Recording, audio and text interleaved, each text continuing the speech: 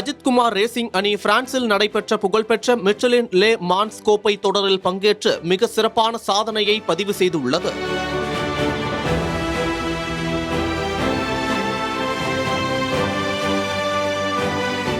தமிழ் சினிமாவின் உச்ச நட்சத்திரமும் கார் பந்தய வீரருமான அஜித்குமார் சொந்த பந்தய அணியான அஜித்குமார் ரேசிங் பிரான்சில் நடைபெற்ற புகழ்பெற்ற மிச்சலின் லே மான்ஸ் கோப்பை தொடரில் பங்கேற்றது. குட் பேட் அக்லி படத்திற்கு பிறகு கார் ரேசிங்கில் அதிக கவனம் செலுத்தி வரும் அவர் அஜித்குமார் ரேசிங் என்ற தனது சொந்த பந்தய அணியை தொடங்கினார் என்பது குறிப்பிடத்தக்கது. தற்போது சர்வதேச பந்தய களங்களில் தீவிர கவனம் செலுத்தி வரும் அஜித்குமாரின் இந்த கார் பந்தய அணி LMP3 பிரிவில் தங்களது 2 கார்களையும் களமிறக்கி பலத்த போட்டிக்கு இடையே இந்த முக்கிய மைல்கல்லை எட்டியுள்ளது. அஜித்குமார் ரேசிங் அணியின் சார்பில் ப்ரோ மற்றும் ப்ரோ ஆம் ஆகிய 2 வெவ்வேறு பிரிவுகளின் கீழ் கார்கள் பங்கேற்றன. கார் எண் 36இல் முன்னாள் ஃபார்முலா 1 பந்தய வீரர் நரேன் கார்த்திகேயன் மற்றும் ஆதித்யா பட்டேல் ஆகிய 2 திறமையான இந்திய வீரர்கள் இந்த காரை ஓட்டினர். ஒட்டுமொத்த பந்தயத்தின் கடுமையான சவால்களுக்கு இடையே இந்த கார் சர்வதேச அளவில் ஒட்டுமொத்த பட்டியலில் 13வது இடத்தை பிடித்து அசத்தியுள்ளது. கார் எண் 16இல் நடிகர் அஜித்குமார் நேரடியாக தனது சக பந்தய வீரர்